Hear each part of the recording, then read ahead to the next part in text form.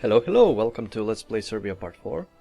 Unfortunately, I wasn't able to upload the Part 4 and 5 that I recorded on Friday due to OBS letting me down yet again. If you watched Part 2, I think, it had some video issues. OBS would stop recording video for some reason, I don't know. This would just freeze the picture and then I continue recording the sound with the Audacity, and then I really don't know what's the issue. I tried searching on forums and then Google, but apparently there is no solution for that. So I cleared my hard drive. It might be because of it. I don't have too much space left for video recording, so maybe it's because of that. Hopefully that will fix it. Also, I'll try not to tab out, so maybe that's another issue. Anyways, so unfortunately in the part 4 and 5 I had really great series. I'm gonna show you for the moment what happened there. So we finished with occupying China, and then I rebuilt my armies, went to transport them all to Europe, and there was a crisis war. I think Russia, France, Italy, Austria against NGF and UK again for the liberation of Greece, I think. So we were then able to join a separate war against Ottomans and get Bosnia, southern Serbia, Macedonia and Albania. Albania is not part of our course, so we simply justified the war on them. And got Albania also, which is immensely important because we now have access to sea, but unfortunately we have to go 9 years back and see if we can do it again. Now I know this is really annoying and things can go completely differently in every game, in every save. There are a lot of random stuffs in Victoria, random events, and sometimes the great powers won't ally the same way, and then the crisis won't start the same way and end the same way. So I don't know if we are going to be able to do the complete liberation in one war, or if we are going to even liberate Serbia in one war. I mean, at all. I'm gonna start the game, see if we can somehow do it. See, that's the attribute of good players. You still get to find a way on how to work things out, even if nothing goes your way. Hopefully I'll be able to do it. So let's first check our economy. Our economy is okay. Okay, this is not the real thing. We could use some more administration. Wait, that's kind of strange. 0.9, okay. Actually, I'm gonna ignore that for the moment. I need some more soldiers from China. Let's increase soldiers in Chile.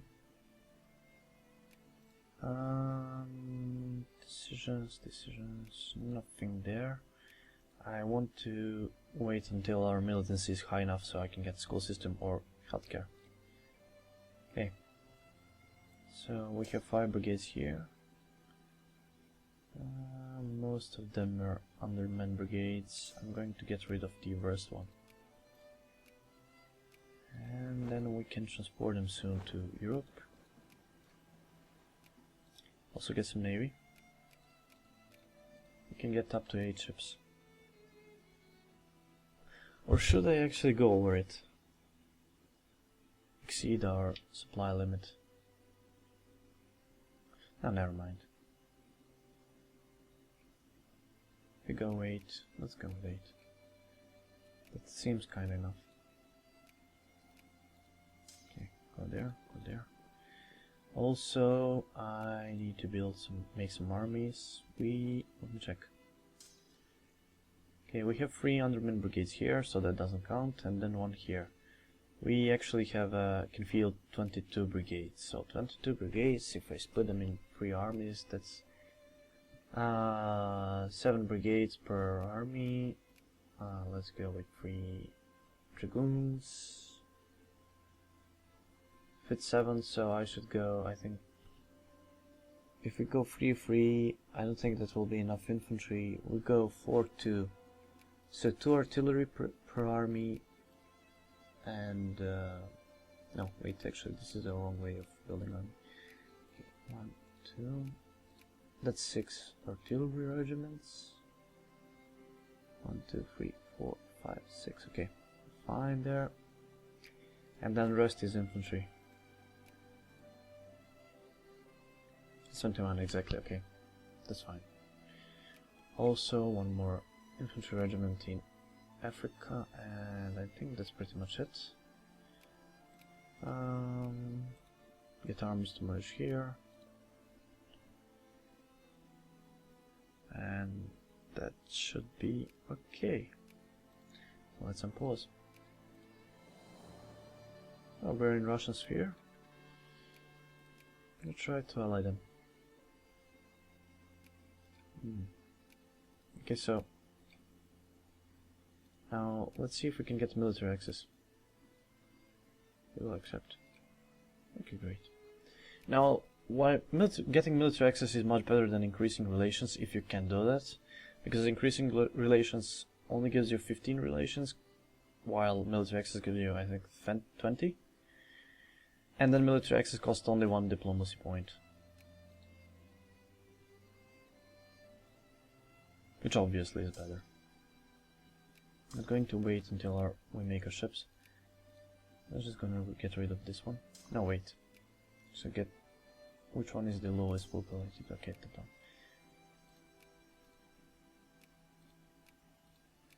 Not gonna use these as our regular army. These are only support brigades. Only use them if needed. Okay, there. Again, making the route for our ships. We still have military access from Ottoman Empire. Yeah, we do. Okay, that's nice. Also, could I maybe get some other allies? Austria and GF France, they're all great powers. We getting our alliance from Russia. So that means we can't ally any other great power. Spain? Oh, Spain is actually not a great power. I wonder if they would... infamy, too many alliances. We can get rid of one alliance, which would then, I think, reduce it to 0. Army strength, navy strength. We are going to get rid of -9 army strength. Maybe we can ally with them.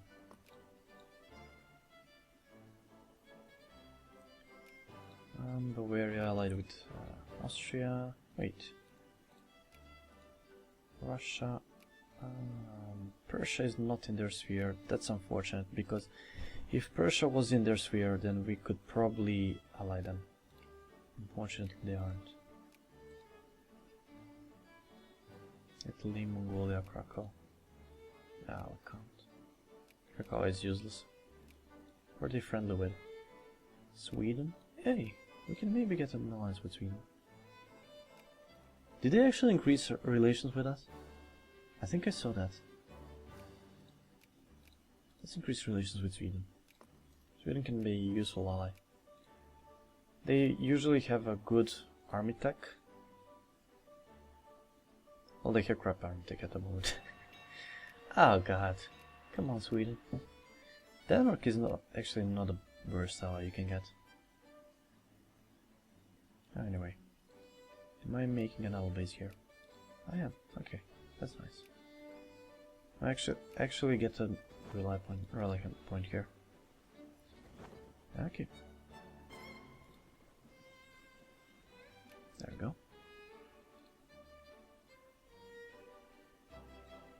What's our military tech? 6.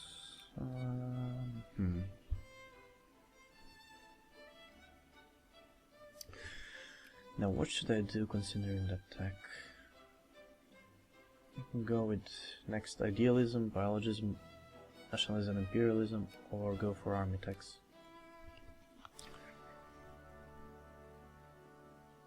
The problem is we're getting into wars soon.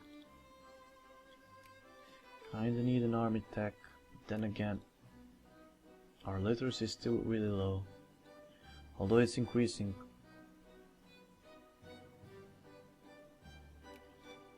Biologism would be the best one in the long term.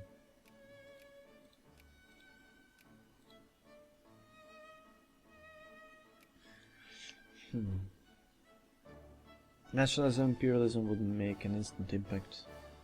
It would give us some more research points because of plurality. Idealism also, but I don't think idealism would give us so much. I mean, so many research points.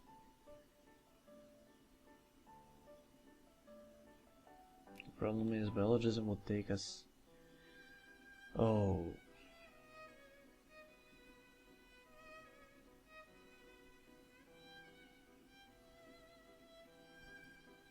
14,000 research points. And army tech, go with this one. Only 6,000.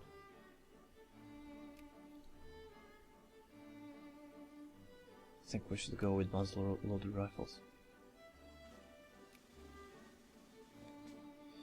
If you go with army decision making, we don't have that bonus. This would take a lot more time, although it's a generally better tech. Maybe muzzle-loaded rifles. I mean, artillery. If you go with that.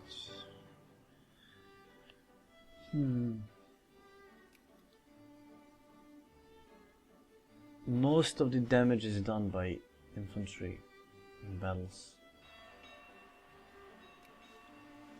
From all of these techs we can get, the army decision making is the best by far. Well, let's go. Next one will be actually muzzle-loaded rifles. I don't need it.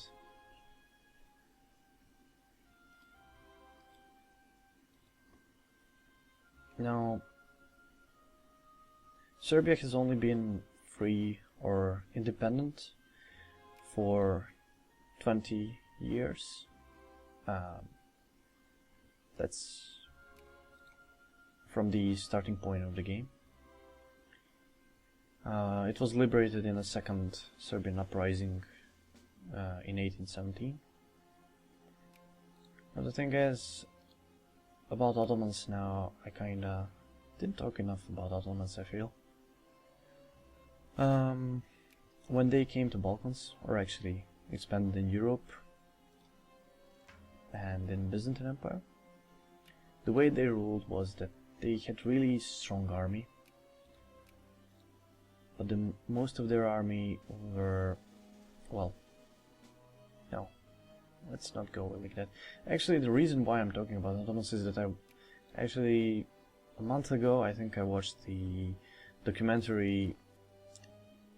British documentary about Ottoman Empire, and it said that Ottomans were mostly liberal towards the, well, actually not liberal, but they were not too much oppressing towards the other minor nations under their rule, or Christian nations. And although I can agree until some point, especially in the early days of Ottoman Empire, they still didn't have enough manpower to handle the empire and other stuff. Okay, something I need to automate. There we go. Stockpile. We're running out of stockpile and clippers. Anyway, so the bulk of their army at that time was... Okay, had to open the door. I'm back. What was I talking about? Oh, prestige. Oh yeah, about Ottomans. Now,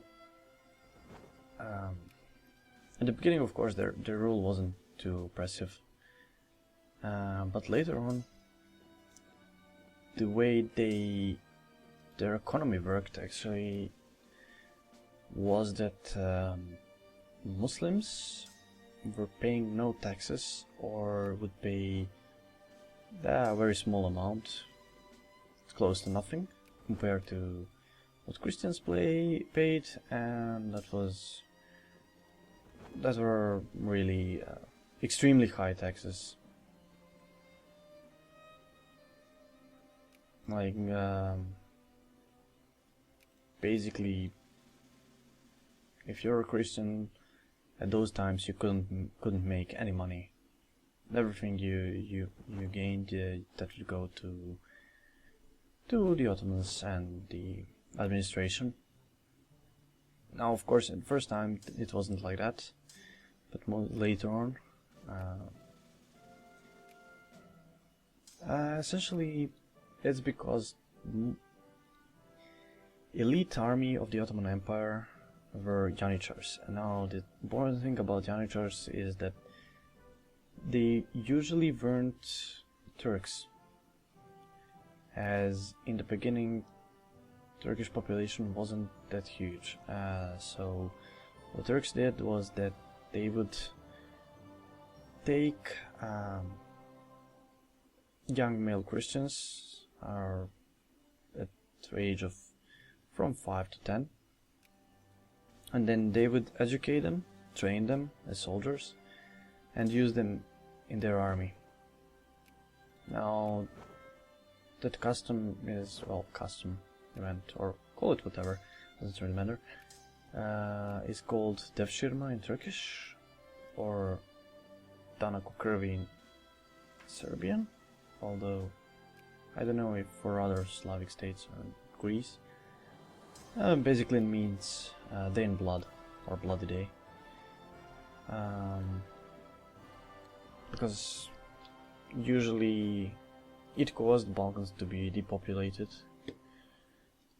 and also often the mothers and families would, for example, cut the finger out of the child so the Turks wouldn't take it and use it in armies,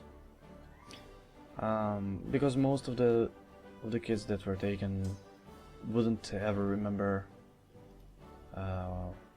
what their homeland is, and their parents, for all they know, they were Turks. So really disgusting thing, but never mind. Anyway, the important, as Ottoman Empire grew, as all the other empires, it couldn't be controlled from one center, so the country was split in regions. Well, region is kind of huge term for what they did. Anyway, after they would finish the military service, Janitschars would be promoted in some kind of landlords. Well, they would control the... Okay, I'm gonna pause for a moment. There we go. They would control the administrative centers of those regions. I'm not getting into Turkish terms, it would just be too confusing. Anyway, and through times, as Ottoman power was weakening, they became corrupted, extremely corrupted, and at first most of the Christians didn't really fight for liberation. They raised against those well, corrupted landlords, if I can call them like that, although it's kind of not precise, but that's close to reality. So anyway, so the rule was extremely oppressive, not by directly Ottomans and Sultan, but by those landlords. Now, I forgot something. Well, never mind. Anyway, once Greece, Serbia and Bulgaria were granted by their independence, also important thing, in those times diplomacy was extremely important. Even if you won a war for liberation, you would still not be a free country because it needed to be approved by great powers and supported by, for example, if Greece was liberated, then it needed support from a great power to be protected by it, while their independence to be protected by, for example, UK. And then there would be Congress, and UK would officially support the, for example, Greek independence. That's simply the way the stuff worked in those days. And now Serbia especially, and Bulgaria to some point, had really huge problems being accepted as a free country, independent country. And this is because actually, mostly because of French Revolution, and then what happened in French Revolution really scared the rest of the great powers and absolute monarchies of those times, as all of those countries feared that same scenario might be possible in their country. So they didn't really like the idea of small countries coming to life and being independent, as that would actually upset their own population, especially for Austria, which had significant Serbian population and rest of the Slavic population that wanted to be liberated, or simply to have same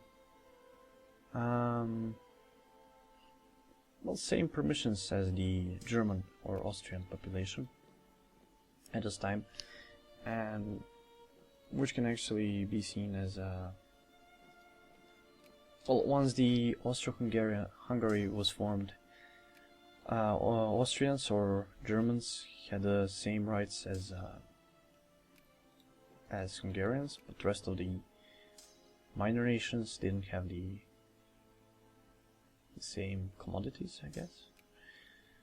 So anyway, it was really hard to get that approval from a great power to be an independent nation. Now eventually that happened. There were several really important congresses, such as Berlin, Treaty of London, in London of course, and Bucharest. Also I think there was a Paris, one in Paris. Anyway, they were getting to a point where there was huge tension between Balkan countries over Macedonia. Now let me just increase the relations with Sweden, see if we can get them as an ally. The thing is that all of the Serbia, Greece and Bulgaria, and of course Ottomans, saw Macedonia as part of their land. Greece, of course, for historical reasons, and part of the southern Macedonia being mostly populated by Greeks.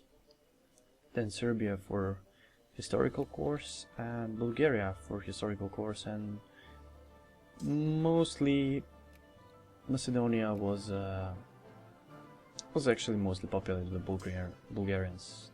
That seems like a truth.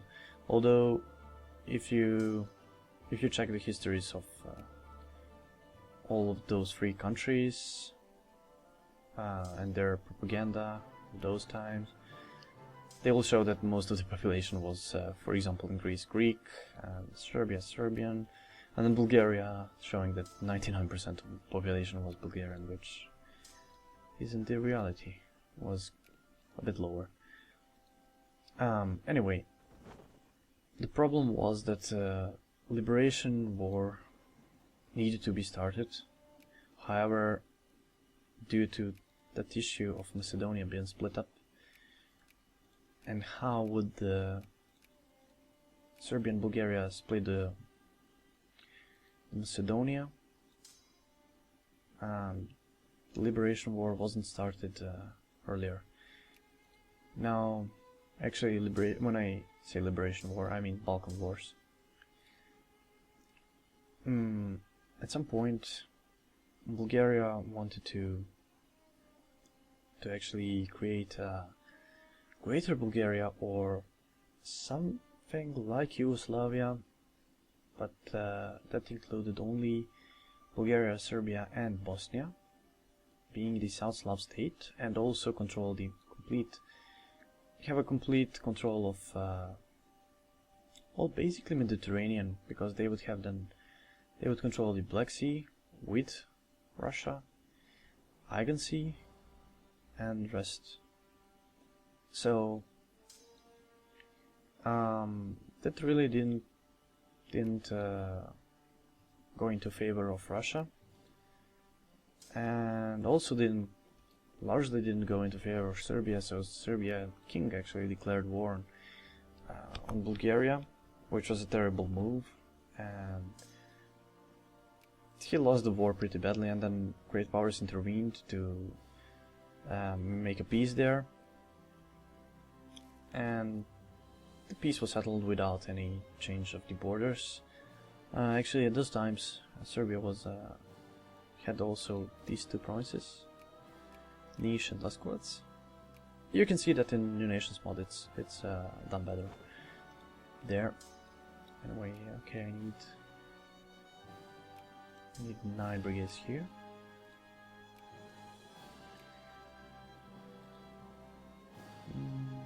Okay, you guys get to Serbia, and then get some more transports to China. So anyway, the war between Bulgaria and Serbia was over, and after that, what happened was that our king from Obrenović dynasty was murdered by military officers, which were later on involved in starting of World War I. I'll talk about that later. Anyway, so great powers weren't really pleased by what was happening there. Again, fearing that the same thing might happen in their countries, some politically strong people could turn countries in their hands and get rid of monarchies, which was really upsetting. So most of the peace terms weren't really, and the diplomatic position for Serbia was really terrible at that point. So there needed to be some kind of deal between Bulgaria and Serbia to start the Balkan War. And actually after the new dynasty was installed, so a old new dynasty was back to the throne, there was an agreement of how Macedonia would be split up. The western part becoming the Serbian part, then central part would be a contested area that would be settled by Russian Emperor, and the eastern part being Bulgarian territory. Now, the goal of the first Balkan War was to liberate most of the old states. For Bulgaria, they saw the expansion into mostly these regions, something like this, and up to Thrace or Istanbul at that point, also having some of the Macedonia and some of the Greek territories. Now, the Serbia had the goal of restoring the old Serbian kingdom, plus Bosnia. However, Bosnia was annexed by Austria, and actually at that point, the annexation of Bosnia could have started World War I. Not it has nothing to do with Serbia. Actually, Serbia, I don't think it would get involved in that war, because not all of the powers supported annexation of Bosnia. Actually, even Germany was hesitant to support Austria in that matter. However, none of the great powers were actually ready for any kind of great war, so they actually turned a blind eye on it and let it go, like at least for now.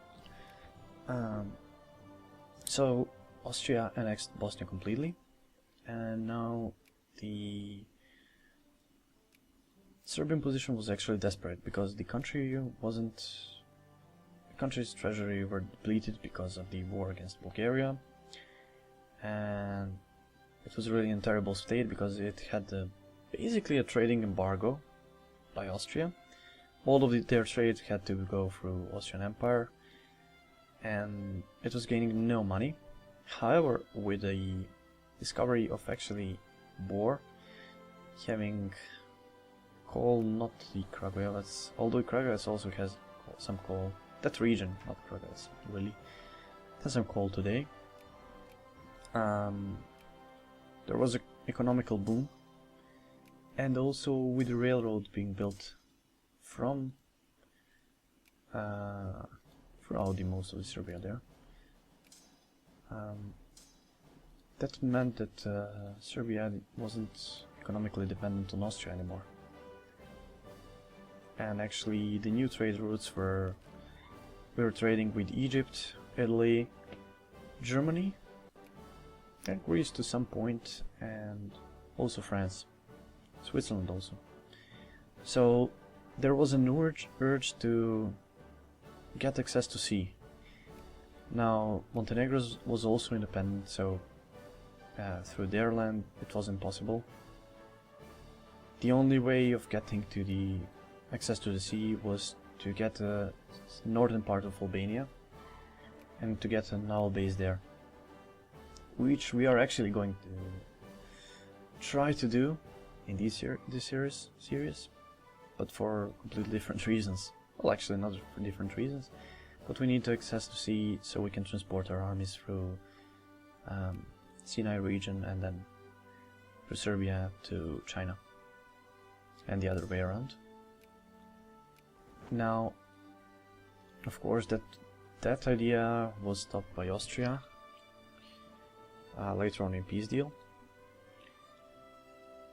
And so once the agreement was made between Bulgaria and Serbia, the First World War started. Not First World War, damn it. The First Balkan War started. Now it was important that Montenegro started the war, because Montenegro was not seen as a big deal at that point. If, for example, Serbia or Bulgaria started a war, there was high chance of Austria being involved in that war on the Ottoman side, and Russia would probably stay neutral. So the Montenegro started the war, Serbia and Bulgaria joined in. A bit later on, Greece joined, and there were some serious victories over the Ottoman troops. Ottoman Empire was in terrible economical state, especially with their navy being completely unorganized.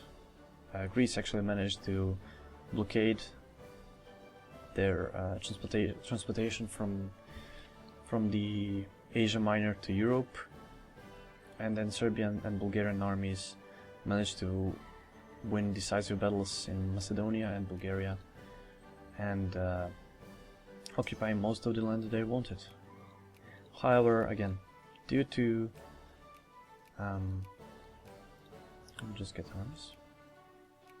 due to Austria not going that easy with that, they didn't manage to get everything they wanted.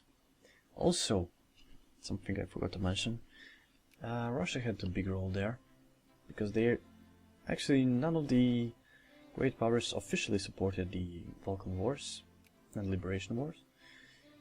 But in secret, Russia supported Bulgaria and, to some point, Serbia. United Kingdom also supported Greece. And Germany kind of supported Serbia because they wanted to ensure the trade routes from Serbia to Germany, because they are importing some large amounts of food from us. Actually, let me see, are there any crises before I continue talking about the Balkan Wars? There should be a Greece crisis soon. So, since Ottomans are allied with Italy, if Austria joins on the side of Greece, then Italy declares war on Austria, actually fights a war against Austria. That means that Italy should probably stay out of Balkans, as Austria will blockade them. So that means we can actually fight with Ottomans.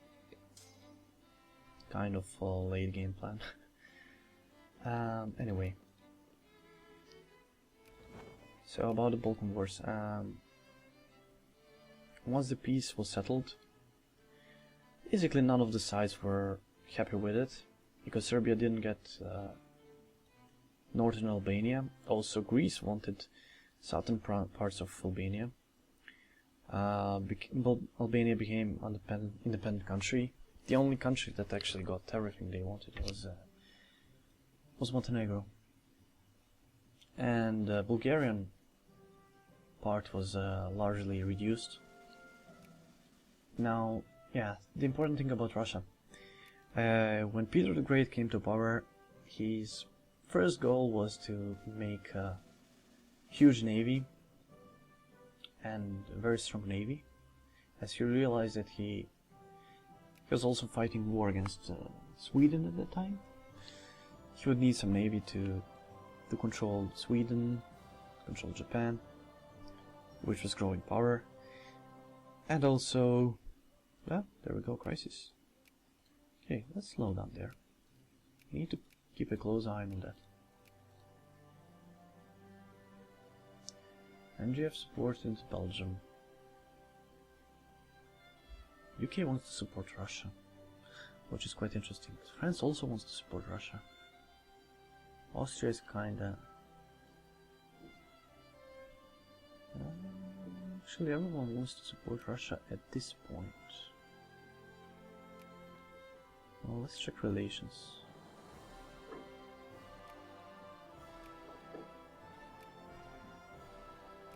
This will be interesting. Anyway, so the second plan was for Russia to get the access to Aegean Sea and to get Constantinople. It has also some religious reasons, but that's not the main reason. The main reason was to control the trade route from Black Sea to Aegean Sea and then Mediterranean. If they did that, they would basically become probably the strongest economical power.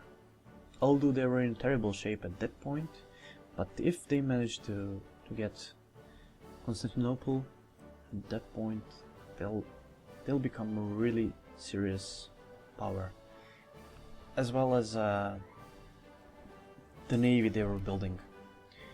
If they won a Crimean War. However, their army proved to be very weak and unorganized. They have a lot of cavalry, Cossacks, which wasn't the regular cavalry, and which proved to be very indisciplined and basically a liability in battles against Ottomans. So now the other way of getting to Constantinople was Russia wanted to make a strong Bulgarian empire and then get their piece of Constantinople. However, Bulgaria also wanted the piece of Thracia, which is here, trace, you can see. which Russia didn't agree with. So when the Second Balkan War started, which was close after the first one, Bulgaria declared war on, well, actually, it's hard to say who declared war on who there. Both sides can be seen as aggressors, and then both sides can be actually seen as defenders of in that war. But anyway, so it was Bulgaria against Serbia, Greece, later on Romania, and also Ottomans. Now they were beaten heavily, and as a result they lost some territories to Serbia. The Macedonia completely fell under Serbian rule. Greece also got some territories from Bulgaria here, and basically the only access to sea was to Black Sea from that point of time. That is for Bulgaria, of course. And that's pretty much for the reason why the Russian story is important is because this time Russia supported the Serbia and Greece in this war because they didn't really go with Bulgarian goals.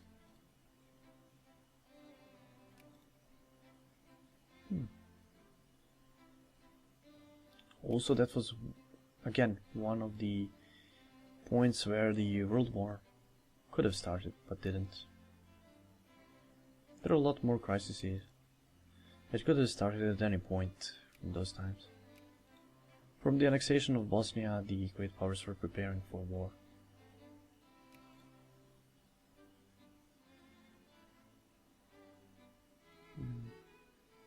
Now this is kind of not going into our favor. We need France to support Russia. Otherwise the crisis will end without war. There we go. Now France should also join the Russian side, and we'll see if Italy decides to join any side. Leaning towards Belgium? Don't like it.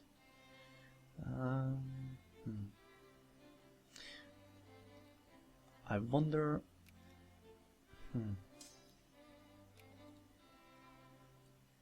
If the crisis war starts, who's going to win that war? There we go. France is on their side also. Italy will join Belgium's side. Belgium, Ottomans, UK, MGF. It all depends on France. If France managed to blockade Straits of Dover and Dogger Bank, then UK will pretty much be left out of the war, and then Russia can deal with Ottomans and MGF. They have enough troops if they mobilize.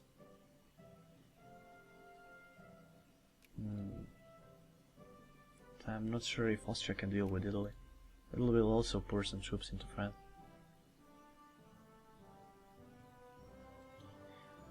In any case, we need to get our armies ready for the war. Also going to pick up some troops from here. And start reducing relations with Ottomans. Oh, there will actually be a war. How about we get an alliance with Sweden? Yes, nice. That's great. Sweden can come in really handy here. They can get military access for Russia, and then get into Ottoman land. Oh, Spain is also allied with them. That's not something I like.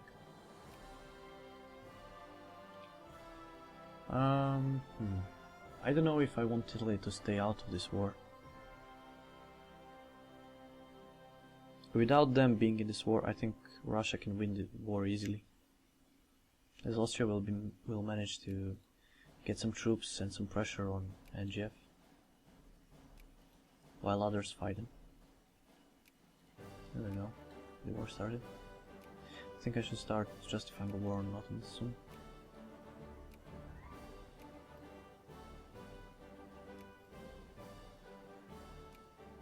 Is Italy out of the war yet down?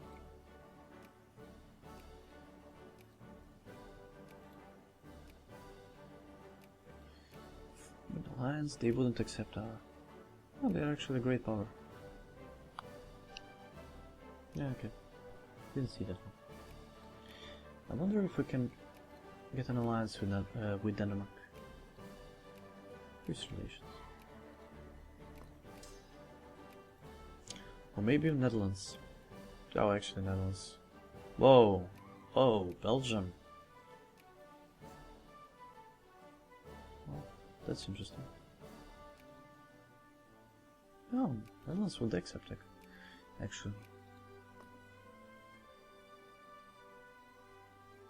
I have quite some allies there. Okay. Need to organize my armies.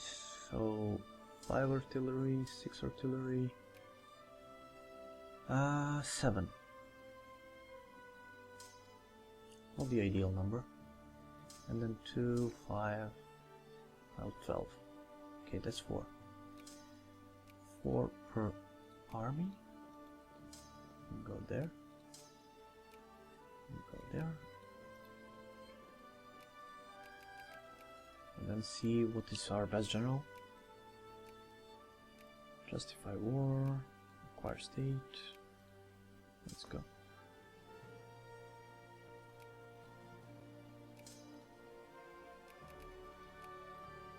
Nope. We'll remain there.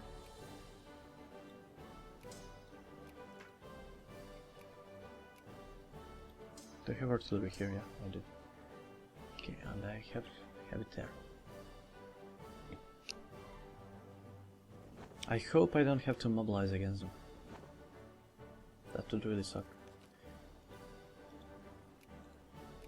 How many armies? I can get some more.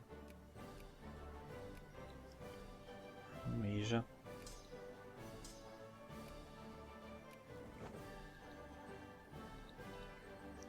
Now Portugal is also allied with the Ottomans.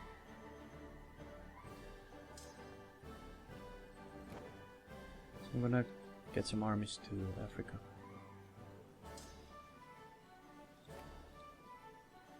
Reforms, nothing important. Okay, so how's the war going? Russian aggression -11. They're losing quite some battles. But really...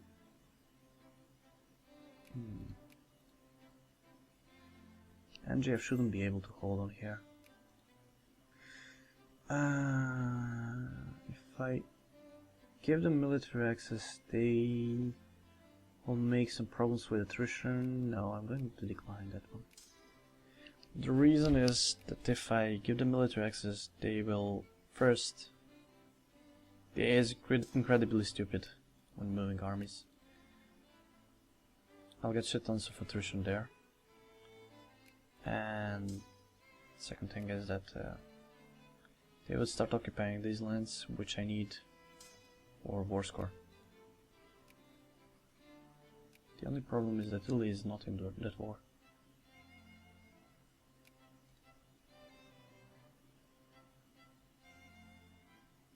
Oh, nice. Nice general there. Get rid of those useless generals. Okay. Get the best general here, because this is our largest army. Unfortunately, -47 morale, which means that we'll take more losses than we should. However, he really has some great stats. 4-4 can't be underestimated. Defense, maybe I'll go with attack. I think we're going to be attacking for the most. Once my armies get to Africa and we get our justification done, let's start the war. Hopefully the Great War will still last. Let's check how is that one going. -9. Okay, that's okay. The only fear is that France might get destroyed.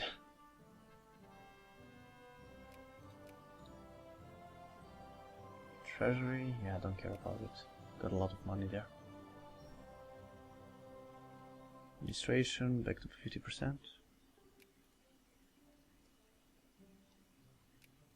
How many armies does Ottoman? Oh, they have 25 brigades still. And military tactics 50%. That's quite high for them at this point. Where are their armies? They have 17 brigades here, so this is at least one cavalry brigade, one artillery. So I think 7 brigades here. And where are the rest of their brigades? Probably Istanbul. They usually keep some brigades in capital. Let's check. I think they have more brigades here. Maybe 8. 8 and then 13 more somewhere. Oh, 1 million, nice. What about Italy? Oh, Italy is actually in the war. Oh, Italian liberation of Lombardia. Nice. This is a perfect time for a war. I just need our justification to finish soon. Oh, wait. This will increase the speed. Rigoism better than a pro-military. Plus 30%. Should have done that earlier. Kind of mistake. Hopefully it won't cost me. Okay, get these guys here. Also merge these guys and get a general there. Yeah, this one is fine. Really undermanned? Why?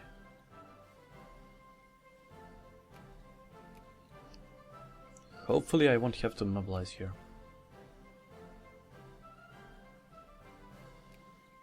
Let's give some war subs to Austria.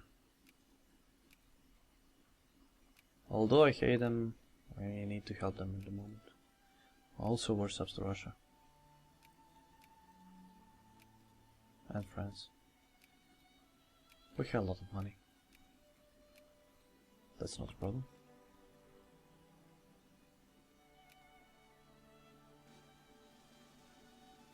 The war is not going as well. But at least if this one finishes, then whoa, acquire Piedmont.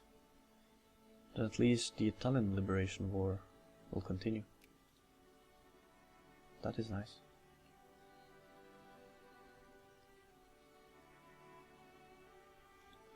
However, I don't think all of my allies will join the war. Core, Bosnia, for example. See, even Sweden is at maybe. Netherlands won't join for sure, especially since they're at war with Belgium already and they're losing that war. I'm gonna give some war subs to them.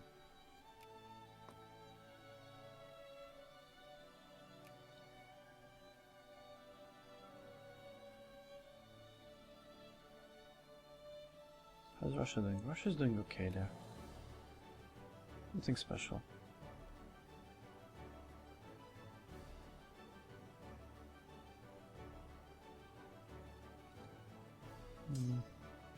Okay, the brigades here are fine. I'd actually like an artillery regiment here. But never mind.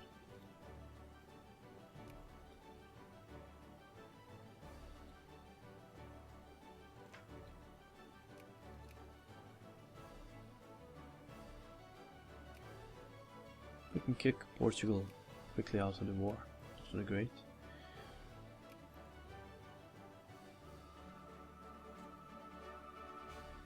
Unfortunately, Russian side is losing here, big time. And this is due to France being occupied.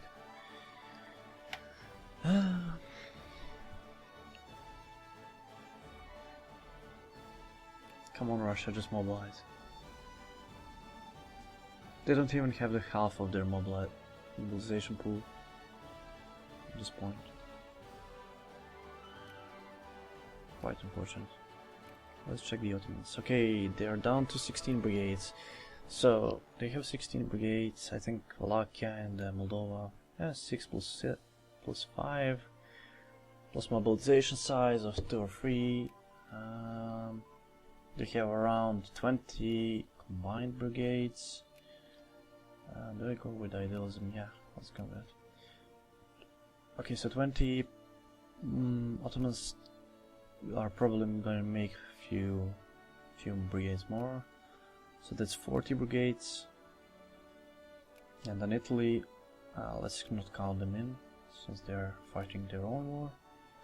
Plus 36 from Spain, so we're fighting around 70 brigades, which is times 3, 200,000 men. Okay, and we have 30, 70. That's okay.